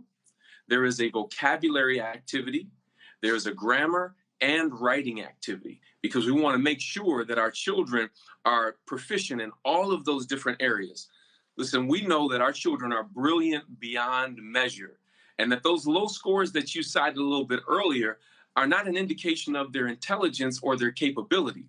What it is it's an indication of the access and opportunity gaps that our children don't have access to quality teachers and to quality programs like this. You know, throughout the show, kind of the theme has been this attack on diversity, equity, inclusion in education, particularly in Florida, which has been kind of the casus belli of the show today. Can you explain why it's so important to present education in a form that is culturally and ethnically and language-wise amenable and digestible by students, and why it's important to actually have books and programs with topics and with figures that reflect them and they can see themselves in? So important to have culturally relevant material, because when information is irrelevant, then students begin to check out. We know almost 100 years ago, Carter G. Woodson told us about the damages that miseducation causes when children are given an education or a type of schooling that doesn't speak to their reality or life as they will face it. But then Mwalimu Mubaruti says miseducation leads to diseducation. And diseducation is an anti-learning psychology. What does that mean? It means you've lied to me so much, now I don't want to learn anything. So I have just mentally checked out. Even though I haven't dropped out of college or out of school, I have opted out. So many of our children are mentally checking out, but Reading Revolution is changing that for our children. Our children are more engaged. They're learning the truth about their history and their culture, and they're loving engaging in these activities, and it's done in a manner that stimulates their intellectual and academic and cultural growth. All right, I want to bring the panel in. There's we lost Scott, but Rebecca, did you have questions about the Reading Revolution online? Yes, Dr. Akua, even before kids get to school, what are tips that parents could do to engage their children and help them develop a love of reading? One of the best things that parents can do with their children is to read with their children every single day. And that can start from a very, very early age. One of the things that does is it increases reading fluency, it increases reading comprehension, it increases vocabulary development. So simply by choosing books that are reflective of the culture and the values that we want our children to have, and reading those books to our children every day can dramatically increase reading and literacy scores. And before I go to Joe, I actually had a follow-up on Rebecca's question, because I wanted you to talk a little bit why it's important to make sure that the curriculum is something that the children can know, understand, and digest, and be able to remember. Because the way, as you said, the way my parents taught me to read was we read the Bible every night. So I read the King James Version of the Bible all the way through before kindergarten. So when I get to kindergarten, talking about ye, therefore, thou art, and stuff, they looked at me a little bit crazy. So can you talk a little bit about how having relative subject matter is important? Yeah, the relevant subject matter is so important. And hey, shout out to your parents, because they did expose you to that. And that's great. And I'm sure it improved your comprehension and reading fluency skills. But we want to make sure we know that our children are, again, brilliant. For making friends. Yes, I'm sure. But we know that our children are brilliant beyond measure. But one of the things that we have to do is we have to take responsibility and bring them up to speed. Reading Revolution Online is being used in a number of schools and school districts around the country and even internationally. However, we cannot wait for the public schools to get a clue. And this is why it's so important that we have this movement where we're going directly to parents and making it available to them so that they can utilize this with their children at home. You can use it at home. You can use it on your smartphone, your tablet, your laptop. You can use it while you're driving around running errands and your child is in the seat next to you. They can be doing the Reading Revolution activities and gaining tremendously by engaging in these different activities. All right, Joe, did you have a question about the Reading Revolution Online? Yeah, sure, Dr. Kua. I remember when I was little, for those of us in the old school, we had that physical library. We had a library on Crenshaw in South Central. And Miss Cohen, I specifically remember, because when I brought books late, she would take the card out so that I didn't have to pay my 10 cents a day for the book being late, being brought back. Tell us about the connection with the physical library. Okay, that's still, perhaps in some worlds, the cheapest resource or the cheapest way to connect, particularly at some places, some communities where internet is not as good or as prevalent. Sometimes people use the library for internet, et cetera. Is there an encouragement or connection to the library now? Is it more difficult because of you're trying to make sure that culturally sensitive materials and things that they're going to embrace proliferate there, and maybe that's a little bit harder to find? And are there other connections related to other online or low-cost resources that will allow families to build on what it is that you're doing with this program? Yeah, so let me say, first of all, that having physical books at home, I believe every Black family should have a library in their home. Every Black family should have a library in their home of physical books. But we wanted to make this accessible in a multimodal platform, also in a way that children could receive it.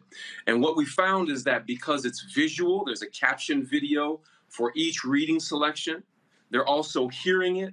They're watching the words go across the screen. And so they're being impacted on several different levels that allows them to digest the material even better. So I'm not saying don't have the physical books, please do. But with this, you can have it wherever you go. In addition, it tracks your child's progress across 90 different reading selections and 4 activities for each of those 90 reading selections, all in an interactive platform that parents can log into. And so that's why we highly recommend it. In about a minute, can you tell us just kind of the nuts and bolts of how this program works and how kind of it differentiates from many of the other things on the market? Sure. One of the things that differentiate it, first of all, is the cultural content. One of the challenges that we're facing is that, our children are exposed to a culturally irrelevant curriculum.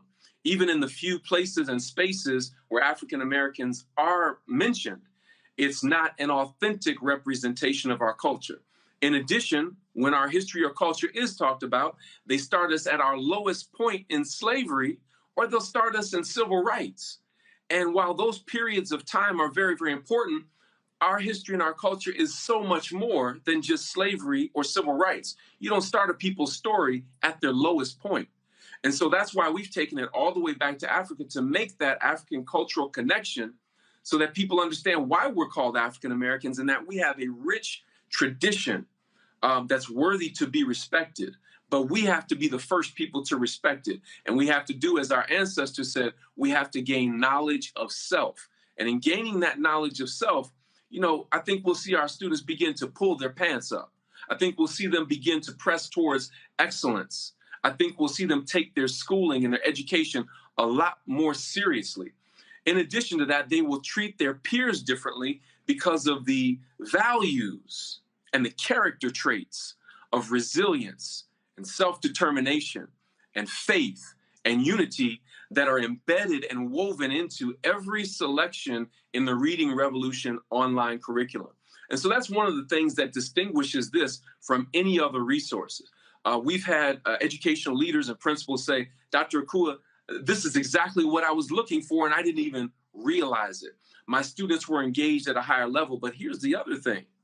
Teachers and leaders are telling us, I'm learning new things about African-American history and culture that I didn't know. So parents, as well as teachers and leaders, love Reading Revolution Online because many of them didn't get these lessons coming through school. So it's a win-win-win situation across the board. Well, we want to thank you for everything that you are working on. Please keep us updated. I think it's an outstanding resource that I really wish I had when I was a child. Thank you, Dr. Chua, for everything that you're doing. That's the show. One last thing, can I add? Go ahead. Can I add one last thing? For those that go to Reading Revolution, for those that go to readingrevolution.org, if you click on parents, we have a special that we've made available for Roland Martin Unfiltered. When you go to readingrevolution.org, click on parents and put in the coupon code READ, R-E-A-D, and you will get a special discount. If you pay upfront the whole thing, just put that in, you get a special discount. If you want to pay monthly, put READ, M-O, M-O standing for monthly, and then you'll get a special discount. And that discount is tantamount to really paying $1 a day. And I have to ask, is your child's future and academic success worth $1 a day? If it is, all right, well, thank you. Go to readingrevolution.org. All right, thank you so much, Dr. Chua. I got to thank our panel for joining us today. Thank Roland for letting me sit in for me. He'll be back tomorrow. Thanks to Control Room for making all this work. And as I say, the end of every show in words, Gil Scott here, no matter the consequences, it fears to grip your senses. You got to hold on to your dreams. Hold on to your dreams, America. Folks, Black Star Network is here. punchy. I'm real revolutionary right now. Support this man, Black media. He makes sure that our stories are told. Thank you for being the voice of Black America, Roland. Stay black. I love y'all. All momentum we have now, we have to keep this going. The video looks phenomenal. See, this difference between Black Star Network and Black-owned media and something like CNN. You can't be Black-owned media and be scared. It's time to be smart. Bring your eyeballs home. You dig? Pull up a chair, take your seat. The Black Tape with me, Dr. Greg Carr, here on the Black Star Network. Every week, we'll take a deeper dive into the world we're living in. Join the conversation only on the Black Star Network. Hi, I'm Dr. Jackie Hood Martin, and I have a question for you. Ever feel as if your life is teetering and the weight and pressure of the world is consistently on your shoulders? Well, let me tell you, living a balanced life isn't easy. Join me each Tuesday on Black Star